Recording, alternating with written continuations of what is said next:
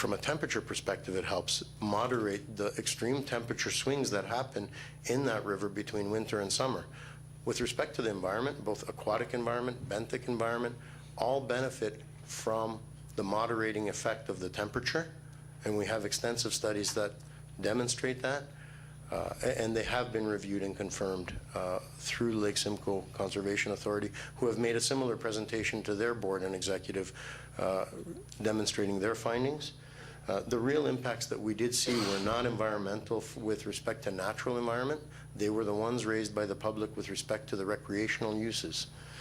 That said, we're happy to continue to look at all types of mitigation, as I mentioned, even up to including potentially future needing to cool or refrigerate the effluent during the couple of months in the winter, if there is ice in those months in that year, to ensure that we don't have the ice impact that is being forecast. And we will carry budget for that and implement that type of a solution in the future if and when warranted. And we'll work with the town, the Conservation Authority, and the ministry to make those determinations as we move forward. And we'll document that in our environmental assessment report. I think I've covered most of the questions that were raised. If there's any that I've missed, please. I think there's some more coming still. Mr. Kotsopoulos, through you, Madam Mayor, you noted that you're seeking input on the subject of the ice rink, and I personally, as a councillor, can say that I think it's ill-conceived, and that is probably the most polite way I can put it at this point, and I don't speak for the rest of committee, but that's my opinion. As far as the cooling of the effluent, I think that is something that our residents would certainly leap upon. If that is something that you are considering, while there have been concerns from individual residents in a particular neighborhood about their personal properties, I think the concerns about the warm effluent being put into the river are not just shared by those of the people who live in River Drive Park, but of everybody who lives in East Gwillimbury and beyond, I would imagine. The reality is that this is Canada, and this is a river, and people expect that there's going to be ice. And what is going to happen when a human impact, such as several million liters of treated effluent is put in, warm water is put into a cold river? What is the environmental impact? What is the long-term effect? If there is a way to capture the energy from the plant, to use that energy to cool the effluent in those winter months, to ensure that the environmental and the temperature impact in the river is mitigated, then I think that is something that residents need to hear about, and that's something that you need to be committing to and promising our residents about. During the process, I think every single member of council has been attending the public meetings and has been listening, and I know that residents want to know what council thinks of this project, and I know that we have the same questions they do, and that's why we've been attending those meetings, is because we've been listening. Mr. Kotsopoulos, through you, Madam Mayor, I wonder if you might also speak a little bit more about the phosphorus offsets and the remediation sites and what that process is. You say that discharging the water will improve the watershed and improve the Simcoe Basin, and yet you still need some phosphorus offsets. What sorts of things are you going to be doing to these stormwater management ponds that will allow them to suck out that much phosphorus, number one? And number two, if I may, could you please clarify the location of those stormwater management ponds? The report to Regional Council notes that there's one at the northeast corner of May Avenue in Dawnlands, which I think matches the north of Far and east of George location that you note. However, the report to Council, Regional Council, notes the west side of Leslie at Jennifer, which doesn't actually exist. I think you're meaning the east side of Leslie at Arthur Hall and Jesse, but be that as it may, your report to us today notes Oak Ridge Court, not Crescent, but I'm just wondering if you could clarify those locations and what sorts of things you're going to be doing to be able to offset that phosphorus load. Absolutely, through you, Madam Mayor. I think the first part of your question was to explain the phosphorus offsetting strategy, so I'll start there. Currently, the existing Holland Landing lagoons do not have advanced treatment. We're servicing about 4,200 people in the community of Holland Landing. The total phosphorus loading that is allowed on the Ministry of Environment Certificate of Approval that will be transferred to the new Water Reclamation Center ultimately has a loading limit. I think it can be seen. Basically, it's not shown on this slide, but it's what it works out to is to service the ultimate growth, which may be more than 20 times the population that is there today. There would be 20 times the flow, or some factor such as that. Even with the most advanced technology that we have, the limit is so low today, not because the technology is low, but because there's only 4,000 people there. So when you go up to almost 90,000 people, then we have certainly a lot more flow to manage. And even with the best technologies available today, which these are worldwide, there would be approximately 100 kilograms per year maximum of additional phosphorus discharge from the new water reclamation facility. Now, the catchment area is bigger. It's not just the existing community of Holland Landing, it's the entire combined communities of Queensville, Holland Landing, and Sharon. So what the ministry has said is that because we are using the best technology available, and this will be the first plant in Ontario, the first municipal plant in Canada to use this technology for this purpose, we will be allowed to have the cap raised on the certificate of approval by the 100 on condition of and in exchange for removing not just the equivalent amount of phosphorus from other sources that contribute to the watershed, but between 2 and 4 times the incremental increase that we have. So the proposal, which is shown in this slide, is working with the Lake Simcoe Region Conservation Authority and the data they've assembled at all the stormwater management facilities in the watershed. We've looked at the existing facilities and or facilities that municipalities may have planned to address areas that require them. And what we found is that there are many existing facilities that don't provide quality treatment. They only attenuate the stormwater's flows during extreme regional storm or a wet weather event that is really there to control flooding. So these areas basically allow the water to drain to these ponds and pool there and basically flow out slowly over time after the storm has passed and thereby protect properties from flooding. What they don't do is improve the quality of that storm water. So in getting from where rain falls, which is everywhere, to those ponds, the rainwater runoff picks up contaminants from the ground, everything off the roads, everything off people's lawns, driveways, and those contaminants end up going into the pond and then out into the watershed. What we would do is we would install quality treatment in addition to the quantity treatment that exists already. And that quality treatment will filter out those types of contaminants and provide a superior level of treatment than exists today. By doing so, we will be able to measure and confirm the amount of phosphorus leaving and entering and leaving each of those storm ponds before and after the quality improvements are implemented. And that will be the basis for how the offsetting program works, multiplied by a factor of between 2 and 4 as determined by the ministry. So that is how the phosphorus offsetting strategy will reduce loading in the watershed, and specifically in the East Holland River as the receiver, where this is the only project that we're aware of that will have this dramatic effect on benefiting the East Holland River with respect to reducing phosphorus in this subwatershed. I'm hoping that might provide better details to clarify how we're going to proceed with this work. Perhaps if you could explain a little bit, I understand the strategy, but if you could explain perhaps in a little bit more technical terms, are you installing filtration systems at our stormwater management or at the stormwater management ponds? What are you doing to treat quality as opposed to just quantity? Excellent question, and I'll try not to get into too many technical weeds, but certainly there are different strategies that can be employed at different facilities.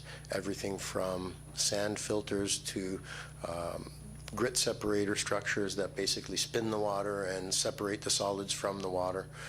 There is a series of different things that we could do with respect to new approaches that the Lake Simcoe Region Conservation Authority has been seeing in other parts of the U.S. and has been trying in the Lake Simcoe watershed successfully.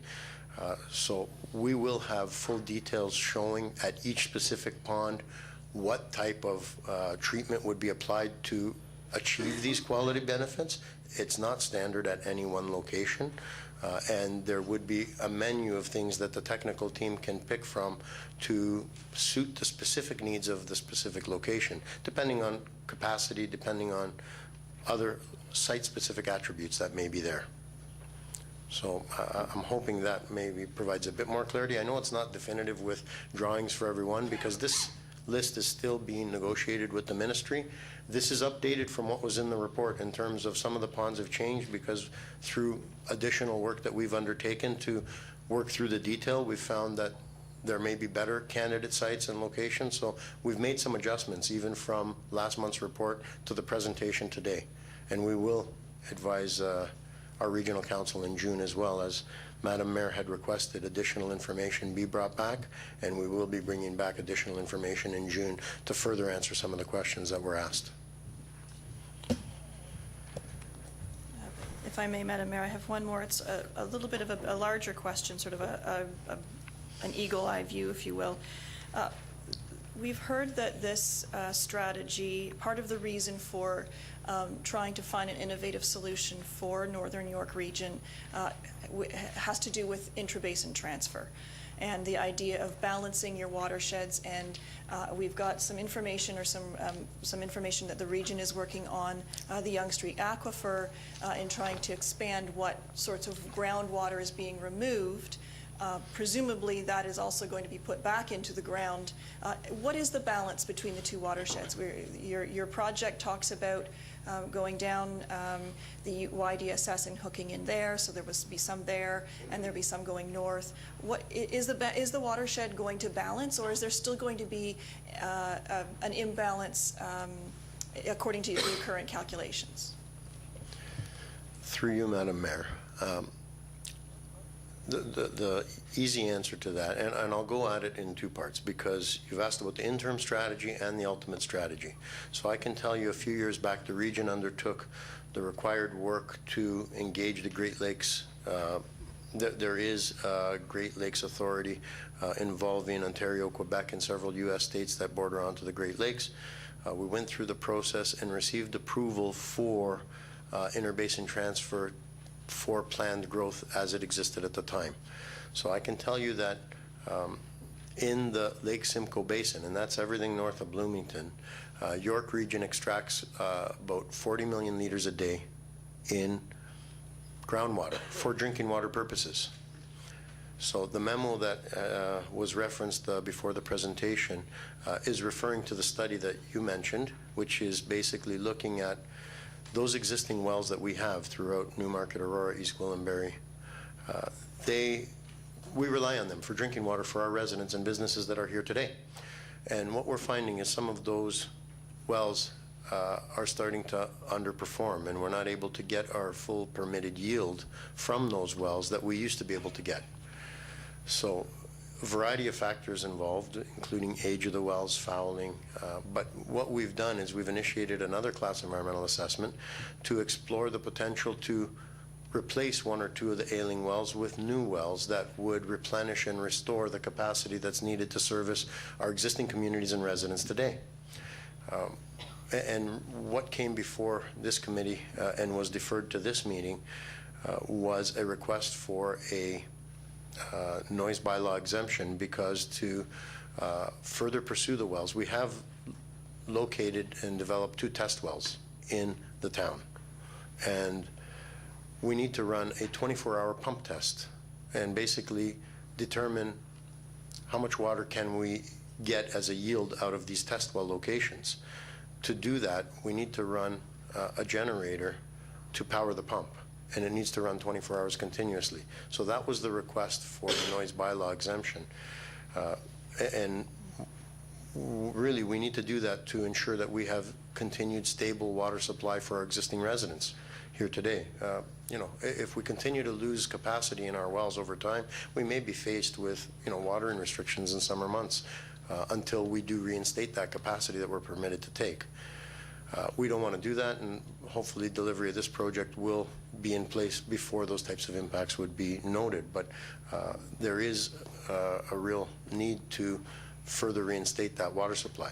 That said, back to interbasin transfer, in the ultimate servicing scenario, although we do have approval for transfer of up to 40 million liters a day, because YDSS is servicing Aurora Newmarket, the water now is going south, and the interim strategy will continue to send the flows south.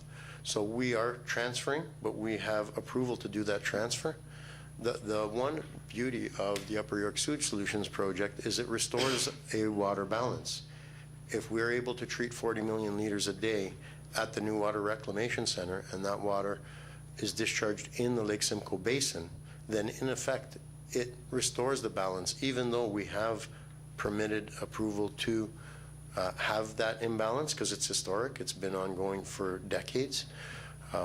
That is one advantage of the Upper York preferred solution and a preferred hybrid servicing concept, which is that the water balance would be restored.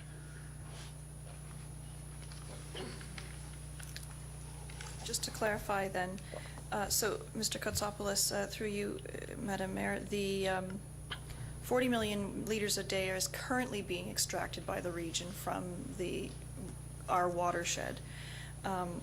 What is the projected extraction at full build-out, if you want to use that, for example? So at this point, you're noting that the Upper York Sewage Solution would be treating 47 million liters of sewage per day, and yet we're already pulling 40 million liters of water. How much, are we only going to be pulling another 7 million? Is that it, or is there going to be more? I'm trying to figure out those numbers. Through you, Madam Mayor, the straightforward answer to that is that although the Upper York Sewage Solutions needs to find servicing for 47 million liters per day, it is a hybrid solution. Some of the flows will continue through the existing YDSS. The total capacity of the Water Reclamation Center is envisioned to be 40 million liters a day. Now, you are correct in understanding that with the growth that will generate those flows, additional water consumption will be needed. That is being provided through lake-based supply being extended from the south to augment the existing groundwater supply. The EA that we have ongoing is not to increase the permitted capacity, but to be able to sustain the existing permitted capacity.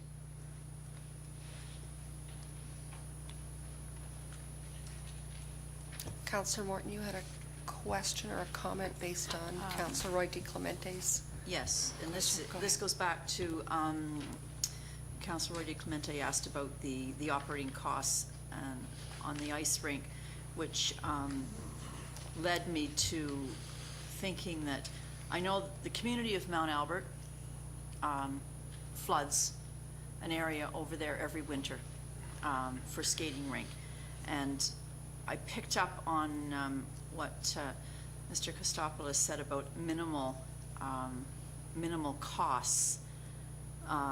There is a lot more maintenance that could lead to a lot higher than just minimal costs. I mean, the flooding has to be done every night, and it can't just be done at certain times. This could lead to request for lights over there. We have the opportunity to be able to use lights if we so need. So I think by the time we get staff out there and shoveling of rinks and flooding of the ice and ensuring that everything is done proper, taking things into consideration, it could be a lot more than just minimal. And I know that you probably can't answer this question right now, but I would like you to keep track of it. Would the region be willing to subsidize the increase in the operating costs for our municipality?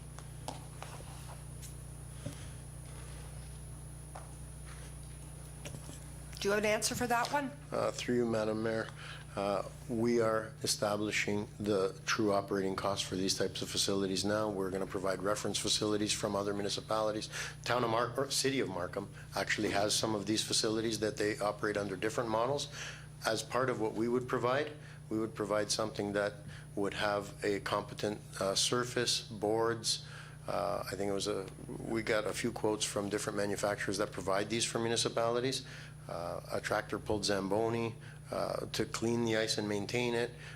Some lighting would be provided, as well as some basic facilities. It's an outdoor ice pad. It's not an arena, but at the same time, it would provide a superior experience to what is being experienced if one was to go and want to skate on the river, with respect to the quality of the ice, the safety, and the environment that it's in the park, surrounded by natural area and the community itself. So we will provide not only what the capital cost that the region would be committed to spending up front to construct, and we would leave the parquet, if it is going to end up in the parquet, if it does become an agreement that we do have with the town, the parquet would be restored to as good or better condition than it is today.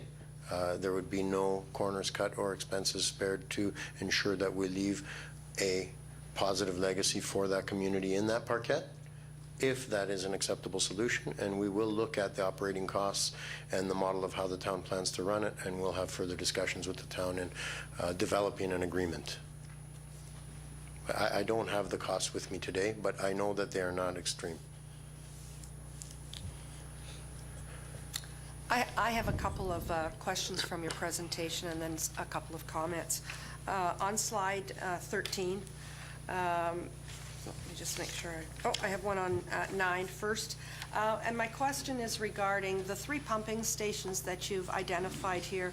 They're all very different in cost, extremely different. And can you explain to me why the difference, and dramatically one almost more than twice as much as the others? Yes, I can, through you, Madam Mayor. You are correct in noticing that the costs are variable between the 3 pumping stations, and that's for a few different reasons. The second concession pumping station is the most expensive. Incorporated in that contract is some directional drilling and extending of linear force mains from that pumping station under the river at that location and out to the roadway, so it's waiting for the linear infrastructure on second concession when it comes. So there is an added cost at that facility that's not included in the other 2. Other than that, the capacities are slightly different. The site constraints are slightly different with respect to working at Bradford Street Pumping Station, for instance. It's a little bit more than the Queensville West Pumping Station, but they're having to work on a more constrained site with an existing facility that's operational today, and having to do a few things to manage that. That's not a burden on the other project in Queensville. Thank you. The other slide I had a question on was slide 13, and it's talking about the communication plan. And I'm glad that we have a slide in here that is going to address issues. However, I'm wondering about websites, Facebook, Twitter, newspaper. I didn't see a lot of that in there. I saw some local newspaper, but that was all I saw, and I'm just making sure that that's going to be included as well. Absolutely. I confirm that all the notices, not only hand delivery and public meetings, newspaper ads will be placed.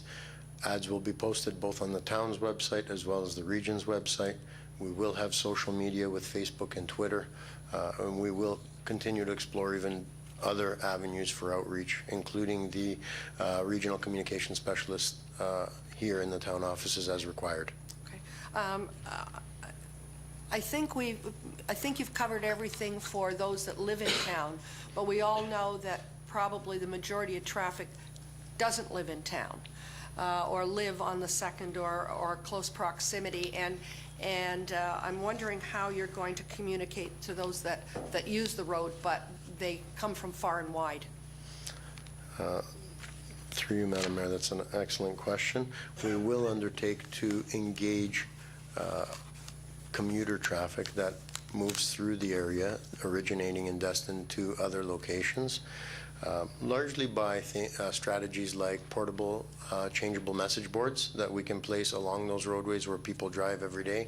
They will be able to understand that information is available hotline numbers, websites, even notifying them of the public meetings when they're happening, so that if they are interested in getting more information, they will have an understanding that something is changing and where to find information or to ask questions. Okay, thank you. I'm just,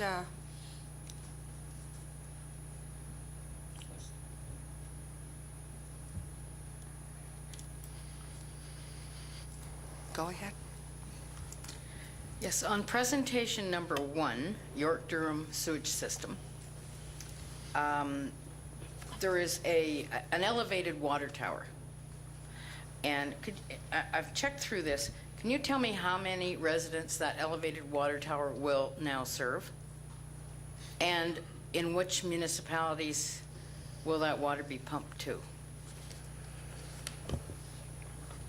Through you, Madam Mayor, I will provide a general answer to this question, but I will also endeavor to provide detailed information should Councillor Johnston request it, that specifically outlines the pressure district area's boundaries being serviced, as the regional water system is managed through specific pressure districts. They do not respect municipal boundaries. As water is moved between municipalities to service, it's largely governed by elevation of the land and the required pressure that's needed to service homes in each of those bands of elevation of land. So I can tell you that this elevated tower that is being provided there will provide water to service these 3 communities. It is connected. There is a water main on Leslie Street. It will be connected to the existing system that is also joined with the town of Newmarket, and the pressure districts overlap. Town staff are aware of the service areas in the pressure districts. It will enable removal of the Sharon tank. So definitely East Gwillimbury, in terms of Queensville, Hall Landing, and Sharon, serviced areas will be serviced from this elevated tank. But if you're asking me whether or not water in that tank may be pushed through a water main and also service some areas in the town of Newmarket, likely so, as we also have towers in Newmarket that will push water into East Gwillimbury and service residents across municipal boundaries. So that's a general answer, but it is intended to service the growth in Queensville, Hall Landing, Sharon. That is the driving reason why this elevated tank was built. The new growth requires it in this area. Through you, Madam Mayor, it was just a general answer that I needed, because we were always aware that water from East Gwillimbury was pumped to serve other municipalities as well, and that it was a region issue, and that there were no borders. But sometimes we'll have people say, you are getting such and such a product from us, some other municipality, and we need to be beholding of that. And we are always able to turn around and say, well, you get your water from us. So it was a source of pride, actually, to be able to say, and I just wanted to ensure that that does continue, that water is being pumped to other municipalities and does come from East Gwillimbury. So we are providing something in the mix. Yes, The other question I had, and this is on item 1, Madam Mayor, again, still item 1.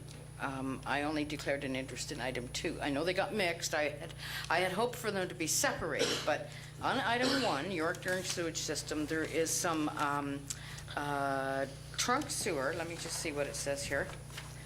Linear water and sanitary infrastructure not on second concession, slide 9. And in the core village of Holland Landing, you had put a marking system into place in the summer or fall of last year. And the marking system was quite prolific all across the community. And over the winter, the fall and the winter and the spring, a lot of that became, I think people were respecting of what you had put there. You had put them there so that you could get people out to give you tender prices on the job that was going to take place in the main core of Holland Landing. And people were respectful of them, but they still meet with damage from time to time, and I don't think a lot of them remain there. I'm wondering when you're going to pick up your marking system and remove it completely. It obviously doesn't give you accurate marks anymore. You couldn't rely on it now because a lot of it's gone. Through you, Madam Mayor, I will endeavor to verify exactly which, I'm assuming there's survey stakes with flagging or something that's been laid out. The 3 pumping stations would not need the marking system beyond the limits of those projects themselves, which are really not on the road. However, in Holland Landing, there may have been some survey markers placed for additional geotechnical investigations or other types of engineering work that would precede construction. And if those markers remain, we will verify for how long they need to be there and when they can be removed, and we will advise your staff of that. And could you advise the public on that as well? Because it was one of the most asked questions for many months, and now people have just gotten so used to seeing it, they don't bother asking anymore. But it's as if a waste, it's as if there's been some waste left over that nobody bothered to come and pick up. So they need to know if they need to remain, and I think it would be a good connection point with the residents in your communication program. I will endeavor to get back to the town as soon as possible. Thank you. And if they can be removed, they'll be cleaned up right away. Thank you, Madam Mayor. Thank you very much. I know that you've been working on this since 2008, but for us, it's been just 2 years now, and it has moved very rapidly, and there's been a concentration of many meetings. I think I'm up to about 33 or 34, and I know other members of council may in fact have a few more than I do. I think our community has been given a lot of opportunity to learn about it.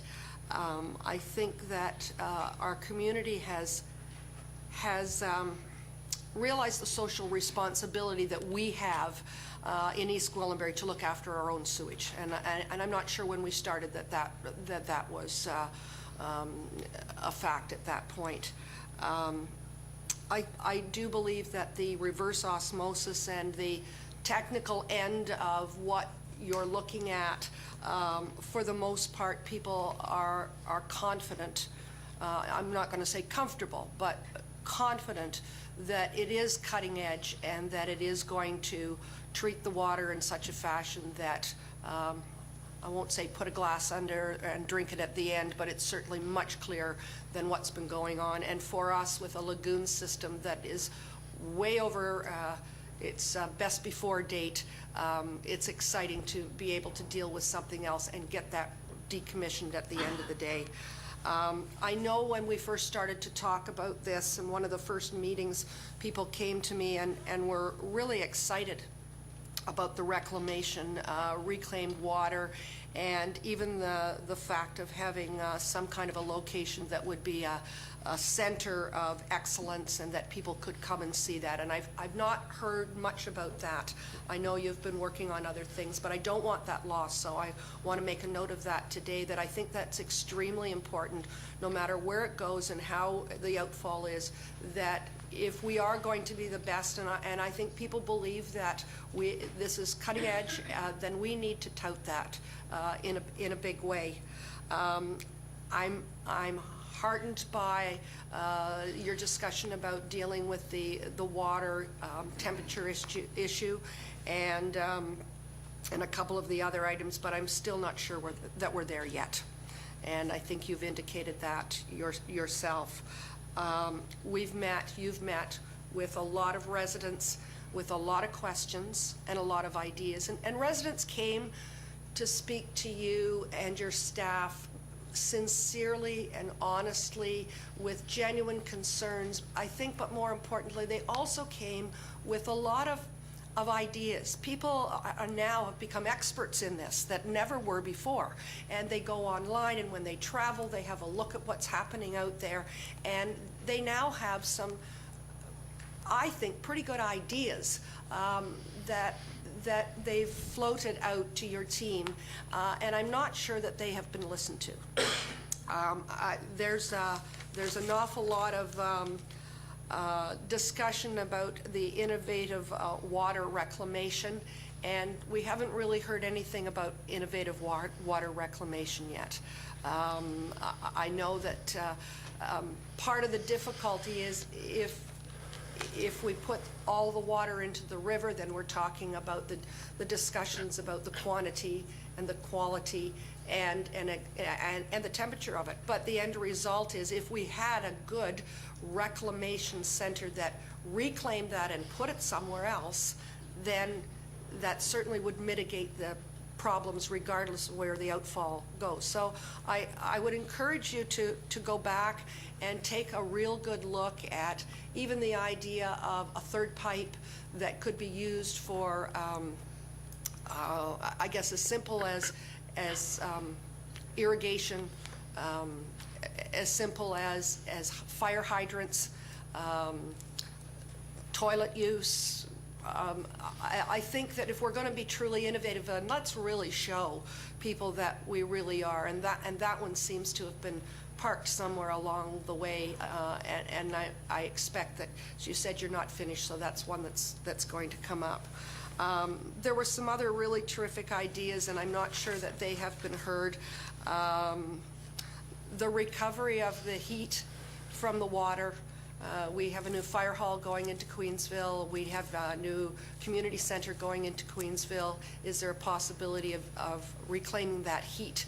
And so when it gets to, we're talking about chilling the water, but maybe there's a flip side of that, and using that energy in a more innovative way than just simply chilling the water. The outfall placement has been an issue at several meetings of late, and part of the difficulty is on the Queensville side road at the bridge. We've talked already about how it's warm. It's going to be 5 degrees warmer, and so we're not going to have the ice, which provides, I think, an issue for residents, particularly along the river, who have lived there, many of them for many years. And I think that there's a problem with that water, should it be open all year round, that it may in fact have a detrimental effect on property value there. And I reminded some of the staff earlier, that's the only waterfront that East Gwillimbury has. That's our waterfront, that little piece there, and people that have that are very proud of it, and it is a coveted community to live in. So I think we need to keep that in mind as well. We've had issues with Soldiers Bay, which is adjacent to it. And I've been back through some of the reports with Soldiers Bay, and it appears that the water flow, part of it is a water flow issue, and part of it happened when the new bridge was actually put in. So I would hope that you could take a look at the water flow, if in fact the end result is that it goes into the river at that place, that in fact we take a look at trying to put it into Soldiers Bay and then funneling it out into the wider river, because it may in fact provide enough flow that the weeds that are flourishing very well there right now, it may move it along if there's a lot of good flow with the river. The other questions that I had, and these are not all my own, I must say. These are ones that I hear in the community on a regular basis. Since the Bradford bypass routing has already been sketched out, and we can look at any map at the town or at the region and see a swath that's moving across fairly close to where your proposed location of the site is. Is there any possibility of using that routing? It's going to be disturbed, whether it's now or later. I know that the land has been purchased and MOT has it. So the idea of not wanting to disturb the landscape, it's going to be disturbed anyway. So I send that back to you to take a look at it as an option. As well, because it would certainly make a difference both with the water at the Queensville side road at the bridge and going through some residential area, etc. I think that's all that I had. I know you're going back to the drawing board, and I'm anxious to see what else you can come up with. I think we can do better yet. I really do. The outdoor rink, while it's a nice gesture, I'm not sure that it's what we need in that community. In fact, I'm quite sure it's not, and we need to have some discussion and negotiation on what we do need.